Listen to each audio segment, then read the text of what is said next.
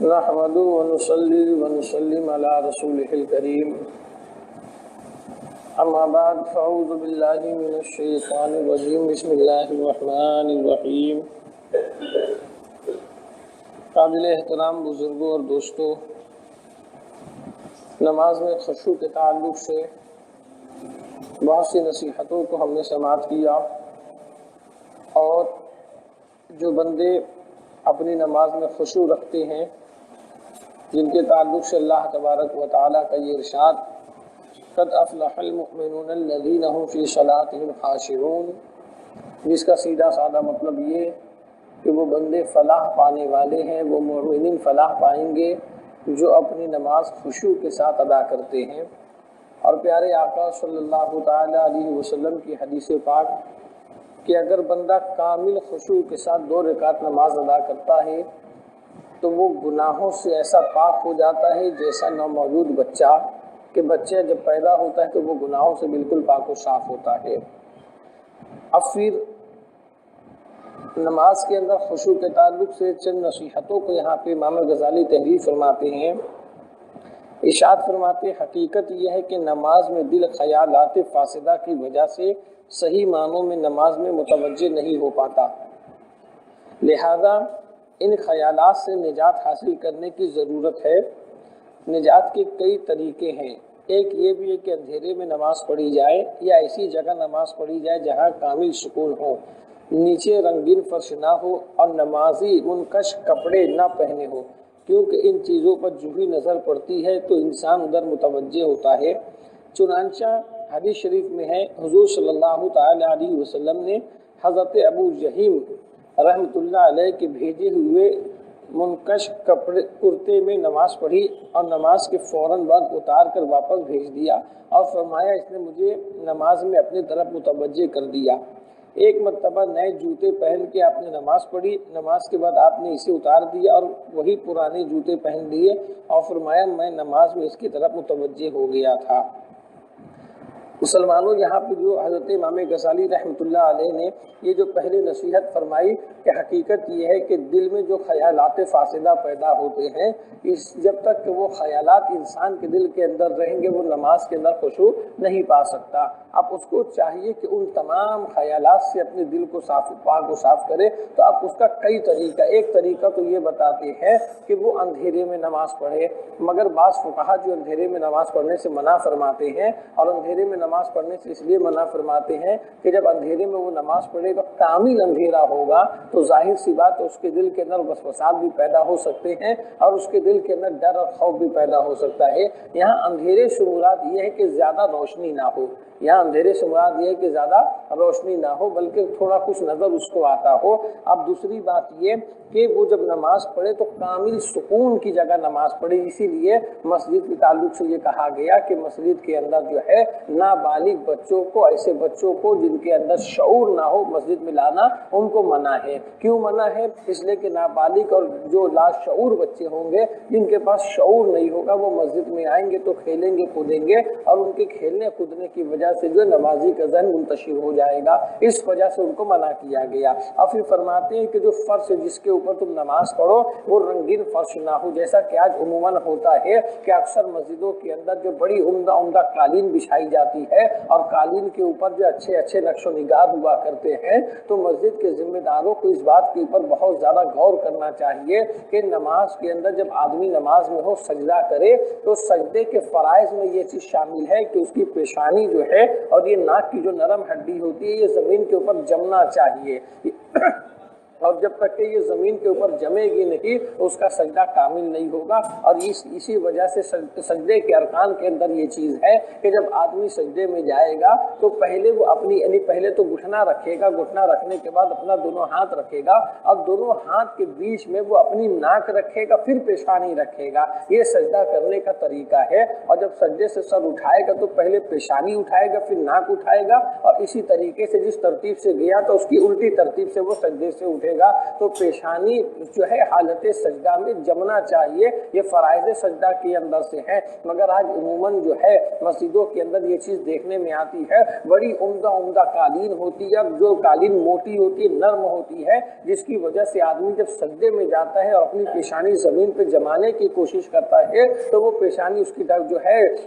نرمی کی وجہ سے اس طریقے سے جم نہیں پاتی جس طریقے سے جمنی چاہیے۔ اور پھر دوسری بات یہ ہے کہ اکثر لوگوں کو یہ دیکھا گیا ہے کہ اگر سجدے کی جگہ تھوڑی گرد و غبار ہوتی ہے تو وہ اس سے کراہیت کیا کرتے ہیں۔ یاد رکھنا مسلمانوں، اگر حالت سجدہ میں پیشانی پہ گرد و غبار لگ جاتی ہے تو جب تک کہ وہ گرد و غبار پیشانی پہ لگی رہے گی، اللہ کے فرشتے اس نمازی کے حق میں مغفرت کی دعا کرتے ہیں کہ پروردگار تیرا بندہ تیری بارگاہ میں سجدہ کیا تھا، اس کی پیشانی پہ جو گرد لگ گئی ہے تو اس کی مغفرت فرما دے اور اس کے گناہوں کو جو معاف فرما دے۔ تو فرماتے ہیں کہ فرش جو ہے یہ رنگین نہیں ہونا چاہیے، اس لیے کہ ظاہر سی بات ہے مسلمانوں کہ اگر رنگین فرش ہوگا اور نقش و نگار فرش کے اوپر بنا ہوگا تو آدمی نماز پڑھتے پڑھتے اس کی طرف متوجہ ہو جائے گا، اور جب اس کی طرف متوجہ ہو جائے گا تو اس کی نماز کے اندر اس سے خلل پیدا ہوگا۔ اور پھر فرماتے ہیں کہ نمازی جو کپڑا پہنے تو کپڑا چاہے جیسا بھی پہنے مگر اس کے اندر نقش و نگار نہیں ہونا چاہیے۔ آج اکثر دیکھنے میں آتا ہے کہ لوگ ایسا کپڑا پہنتے ہیں کہ جس کا کوئی حساب نہیں ہے۔ اب چاہے تم کرتا پیجامہ پہنو یا چاہے پینٹ شرٹ پہنو مگر اس کے اندر ایسا نقش و نگار نہ ہو کہ جس کی وجہ سے تم نماز کے اندر تمہاری توجہ اس کی طرف چلی جائے اور نماز کے اندر خلل پیدا ہو جائے۔ اور آج تو ماحول ایسا ہو گیا ہے لوگوں کے کپڑے کا، اللہ کی پناہ کہ آج کپڑا پہننے والے ایسا آدھا کپڑا پہنتے ہیں کہ وہ جب سجدے میں جاتے ہیں تو پیچھے سے ان کا شرٹ اٹھ جاتا ہے۔ اور یاد رکھنا مسلمانوں، شریعت مطہرہ کا قاعدہ یہ ہے کہ ناف سے لے کر کے گھٹنے تک کے جو حصہ ہے یہ سطر عورت ہے، اس کا چھپانا فرض اور دکھانا حرام ہے۔ اور اگر حالت نماز کے اندر 1/3 یہ سطر کھلتا ہے تو نماز فاسد ہو جائے گی۔ اب یہ ناف آگے ہے، اسی سے اندازہ لگا لو کمر کا پیچھے کا۔ اب اگر حالت نماز کے اندر بندے کی کمر دکھتی ہے یا اتنا حصہ دکھتا ہے جو 1/4 کے حصے میں شمار ہو جائے تو اس کی نماز وہیں پہ فاسد ہو جائے گی۔ تو زیادہ رنگین کپڑا پہن کے یا ایسا کپڑے کا رنگ ایسا ہو کہ جس کی وجہ سے لوگوں کی نظر جو اس کی طرف مائل ہو جائے یا خود کی اپنی نظر اس کی طرف مائل ہو جائے اور جس سے نماز کے اندر جو ہے شغل ہو جائے اور خلل پیدا ہو جائے تو اس سے نماز فاسد ہو، اس سے جو ہے نماز کے اندر خلل ہوگا۔ تو ایسا کپڑا پہننا بھی جو حالت نماز میں منع ہے۔ اسی لیے پیارے آقا صلی اللہ تعالی علیہ وسلم کی بارگاہ میں ایک ابو جہم رحمۃ اللہ علیہ انہوں نے نظر پیش کی تھی، تحفہ پیش کیا تھا، ایک کرتا تھا اس پہ کچھ نقش و نگار بنے ہوئے تھے۔ اللہ کے نبی علیہ الصلوۃ والسلام اس کرتے کو پہن کر کے اپنی نماز ادا فرماتے ہیں اور نماز کے فوراً بعد سرکار اس کرتے کو اتار کر کے واپس کر دیتے ہیں۔ ارشاد فرماتے ہیں کہ اس نماز میں اس کرتے نے مجھے اپنی طرف متوجہ کر دیا تھا۔ اب دیکھیے مسلمانوں، پیارے آقا صلی اللہ تعالی علیہ وسلم کا یہ عمل کیا کہ نماز پڑھی اور پڑھنے کے بعد اس کرتے کو فوراً اتار دیا اور فرمایا کہ اس نے مجھ کو اپنی طرف متوجہ کیا۔ قرآن کی آیت ہے، اللہ ارشاد فرماتا ہے لن تنالوا البر حتی تنفقوا مما تحبون، کہ اے لوگوں ہرگز تم فلاح نہیں پاؤ گے، کامیاب نہیں ہو سکتے جب تک کہ اپنی پسندیدہ چیز اللہ کی راہ میں تم قربان نہ کر دو، اپنی پسندیدہ چیز کو اپنے دل سے نکال دو اللہ کے لیے اور اس کے رسول کے لیے۔ تو نبی رحمت صلی اللہ تعالی علیہ وسلم نے اس بات کی تعلیم دی ہے کہ جب تم اللہ کے حضور آؤ، اللہ کی عبادت کے لیے تم عمدہ کپڑا پہن سکتے ہو۔ مسلمانوں، عمدہ کپڑا پہننے سے شریعت مطہرہ نے منع نہیں کیا ہے، قیمتی کپڑا پہننے سے شریعت مطہرہ نے منع نہیں کیا۔ اب یہ تمہارے اپنے اوپر ہے کہ کیا تم حالت نماز میں تمہاری توجہ تمہارے کپڑے کی طرف جاتی ہے یا اللہ کی طرف تمہاری توجہ رہتی ہے، تم اس کی طرف رجوع رہتے ہو۔ اسی طریقے سے پیارے آقا صلی اللہ تعالی علیہ وسلم ایک مرتبہ نیا جوتا پہن کے نماز ادا فرماتے ہیں۔ اب یاد رکھنا مسلمانوں، آپ اس سے کوئی یہ نہ سوچے وہ جوتا جو آج کل جو جوتا پہنا جاتا ہے اس جوتے کی بات ہے، نہیں مسلمانوں، وہ جوتا نہیں ہے۔ یہاں مراد یہ ہے کہ جو چمڑے کا موزہ ہوتا ہے، یہ تو ہمارے ملک کے اندر ہمارے شہر کے اندر وہ چیز دیکھنے میں نہیں آتی، مگر عرب کے اندر اکثر وہ علاقہ جہاں ٹھنڈ بہت زیادہ ہوتی ہے وہاں پہ لوگ چمڑے کے موزے پہنا کرتے ہیں، اور چمڑے کے موزے کی فضیلت بھی ہے اور چمڑے کے موزے کے بہت سے فوائد بھی ہے مسلمانوں۔ چمڑے کے موزے کی خاصیت یہ ہے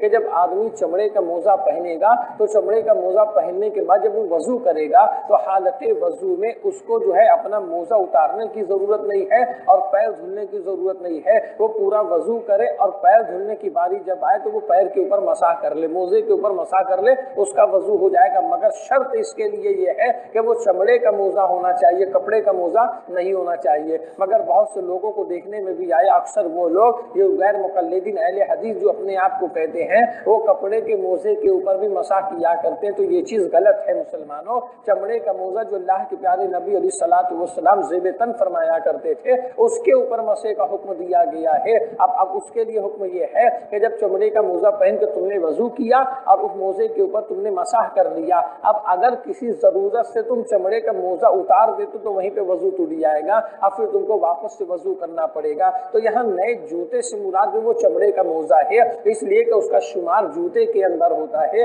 تو اللہ کے نبی علیہ الصلوۃ والسلام پہن کے نماز ادا فرما رہے تھے اور پھر نماز کے بعد اس کو اتار کر کے پرانا موزہ پہن لیتے ہیں اور ارشاد فرماتے کہ حالت نماز میں اس کی طرف میں مشغول ہو گیا تھا۔ تو بتاؤ مسلمانوں کہ جو چیز نماز کے اندر ہمیں اپنی طرف جو ہے مائل کر دے، اپنی طرف متوجہ کر دے، اس کو اپنے سے دور کر دینا چاہیے۔ اور اس کا خلاصہ کلام یہ ہے کہ تم جب اللہ کی بارگاہ میں ہو تو پوری توجہ اللہ کی طرف ہونی چاہیے، اب پورا دھیان نماز کے اندر ہونی چاہیے، اپنے کپڑے کی طرف، کام دھندے کی طرف اور گھر بار بیوی بچوں کی طرف، دوست یار کی طرف توجہ نہیں ہونی چاہیے۔ جب یہ چیز ہمارے دل سے نکل جائے گی تو لا محالہ نماز کے اندر خشوع پیدا ہو جائے گا اور نماز کے اندر انکساری و خاکساری پیدا ہوگی۔ حضرت ابو طلحہ رضی اللہ تعالیٰ نے، ایک صحابی رسول ہے، یہ اپنے باغ کے اندر نماز پڑھ رہے تھے، کھجوروں کا باغ تھا، تو ایک پرندہ آ کر کے درخت کے اندر گھس گیا۔ اب وہ نکلنے کی کوشش کرنے لگا، تب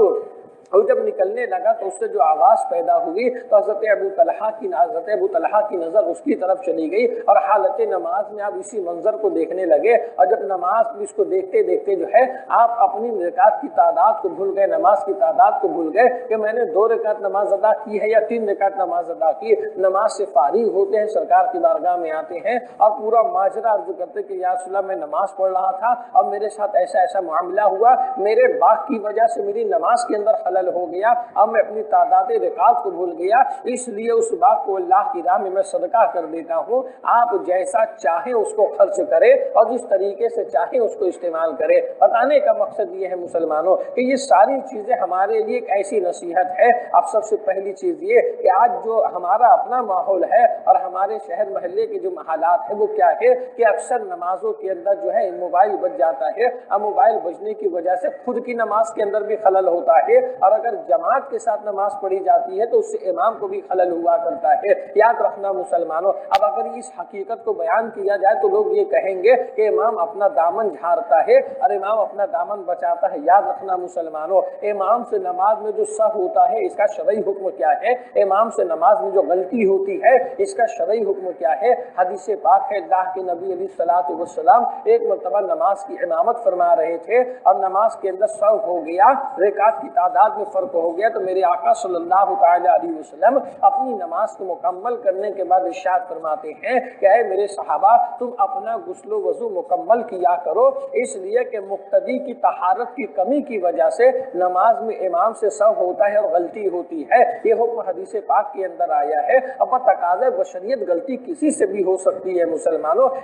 امام ایک انسان ہوتا ہے، وہ کوئی بہت زیادہ جو ہے فرشتہ نہیں ہوتا یا کوئی جن نہیں ہوتا کہ اس سے غلطی نہیں ہو سکتی، اس سے غلطی ہو سکتی ہے، ہو سکتا ہے کہ اس کی بھی کمی ہو، مگر جو حکم کیا ہے کہ ہر آدمی اپنے تحت جو ہے غسل کے اندر احتیاط کرے کہ غسل کامل ہونا چاہیے، وضو کے اندر احتیاط کرے کہ وضو کامل ہونا چاہیے۔ کیوں کامل ہونا چاہیے؟ اس لیے کہ الطہر نصف الایمان، طہارت آدھا ایمان ہے مسلمانوں، پاکی آدھا ایمان ہے، آدمی کو مکمل پاک و صاف رہنا چاہیے۔ اب اگر ہر آدمی یہ سوچ لے کہ نہیں کبھی میری وجہ سے امام سے غلطی ہوگی تو کہیں ایسا نہ ہو کہ وہ گناہ میرے سر کے اوپر آ جائے، تو وہ غسل کا پورا طریقہ سیکھ لے گا کہ میں اچھے سے غسل کر لوں گا، میں اچھے سے وضو کر لوں گا۔ یہ چیز دے کر کے شریعت مطہرہ نے پورے مسلمانوں کو طہارت کا ایک سبق دے دیا ہے، مگر شرط یہ ہے کہ آدمی جو ہے اس معاملے میں مثبت سوچے، منفی نہ سوچے۔ اب کچھ لوگ ایسے ہوں گے کہ سوچیں گے وہ کیا یہ کوئی بات ہوگی، کیا غلطی خود کرتے ہیں اور اس کا بوال مقتدی کے سر پہ ڈال دیتے ہیں؟ نہیں مسلمانوں، اس کا بوال مقتدی کے سر پہ ڈالنا مقصد نہیں ہے، مقصد یہاں پہ یہ ہے کہ تم یہ سوچو کہ میری وجہ سے غلطی نہ ہو، میری وجہ سے خطا نہ ہو، میری وجہ سے وہ کوئی چیز نہ بھولے۔ میں غسل کا پورا طریقہ سیکھ لیتا ہوں کہ غسل کے اندر کتنے فرائض ہیں، جس طریقے سے وہ اپنا غسل کرتے میں بھی اپنا غسل مکمل کروں، جس طریقے سے وہ اپنا وضو مکمل کرتے میں بھی اپنا وضو مکمل کروں۔ اور ویسے بھی مسلمانوں کہ ہر مسلمان کے اوپر جو ہے اتنا علم سیکھنا فرض ہے کہ وہ طہارت مکمل طریقے سے کر سکے اور نماز کو مکمل طریقے سے ادا کر سکے، روزے اور نماز کے مسائل کو وہ اچھے طریقے سے جانتا ہو، اتنا علم اس کے پاس ہونا ضروری ہے۔ اور دوسری بات یہ ہے کہ اکثر جو ہے حالت نماز کے اندر لوگوں کی موبائل بجنے لگتی ہے، اور جب موبائل بجتی ہے تو ہوتا یہ بھی ہے کہ حالت نماز میں ہی بہت سے لوگ ایسے جو اپنا موبائل بند کرنے لگتے ہیں۔ تو یاد رکھنا مسلمانوں، اب اگر ایک ہاتھ سے موبائل بند کیا جائے، اب اس میں عمل کثیر نہ ہو تو نماز ہو جائے گی، اب اگر عمل کثیر ہوتا ہے تو اس سے نماز فاسد ہو جائے گی۔ اب وہ بھی ایک انسان کا اپنا ذہن مسلمانوں کے کام دھندے کی الجھن کی وجہ سے اور پریشانی کی وجہ سے آدمی بھول جاتا ہے کہ وہ موبائل کو بند نہیں کر پاتا، تو مسجد میں آنے کے بعد اس کا موبائل بجتا ہے۔ اب آپ یہاں پہ یہ سوچئے کہ اگر پوری دنیا کے مسلمان نمازی ہو جائیں، اور جب پوری دنیا کے مسلمان نمازی ہو جائیں گے، پھر آدمی اپنا موبائل اگر چالو بھی رکھے گا تو نماز کے وقت میں کسی کا موبائل بجنے والا نہیں، اس لیے کہ جس وقت آپ مسجد کے اندر رہو گے آپ کو فون کرنے والا بھی مسجد کے اندر ہوگا، وہ بھی اللہ کی عبادت کے اندر ہوگا، وہ بھی اللہ کی بندگی کے اندر ہوگا۔ جب ہر مسلمان نماز پڑھنے والا ہو جائے گا تو پھر وقت نماز کے اوقات میں کسی کا فون نہیں آئے گا۔ غیر کیف مسلمانوں، ہر آدمی کو احتیاط کرنا چاہیے کہ جب مسجد میں آنے لگے تو بار بار اپنا موبائل دیکھ لے کہ کہیں میرا موبائل چالو تو نہیں ہے، وہ اس کو بند کر لے، اور اگر بند ہے تو کوئی بات نہیں ہے۔ اور حالت نماز کے اندر ایسی حرکت ہونے کی وجہ سے لوگوں کے اندر جو تھوڑی سی شرمندگی بھی ہوتی ہے، لوگ تھوڑا جو ہے بولنے بھی لگتے ہیں۔ بولنا لوگوں کا حق ہے، اس لیے کہ اگر میری وجہ سے آپ کی نماز خراب ہوگی یا آپ کی وجہ سے میری نماز خراب ہوگی تو یہ بولنا تو حق بنتا ہے، اور انسان بولے گا بھی، مگر جب ہم احتیاط کریں گے تو یہ ساری چیزیں ہماری عبادت کے اندر شمار ہوگی کہ نماز سے پہلے موبائل دیکھ رہے ہیں، کیوں دیکھ رہے ہیں کہ نماز کے اندر یہ بجے نہیں اور اس کی وجہ سے نماز کے اندر خلل پیدا نہ ہو۔ جب ہم اس نیت سے اس کو بند کریں گے تو اللہ تبارک و تعالیٰ جو ہے اس پہ ہمیں اجر و ثواب عطا فرمائے گا۔ یہ ساری چیزیں ہماری نصیحت کے لیے ہے اور ہماری اصلاح کے لیے ہے۔ اللہ کی بارگاہ میں دعا ہے خدا فند قدوس ہمیں آپ کو سب کو نیکیوں کی توفیق عطا فرمائے، ہم سب کو علم نافع دے اور ہمیں اپنے علم پر عمل کرنے کی توفیق عطا فرمائے۔ وصلی اللہ تعالی علی خیر خلقہ ونور عرشہ افضل الانبیاء والمرسلین برحمتک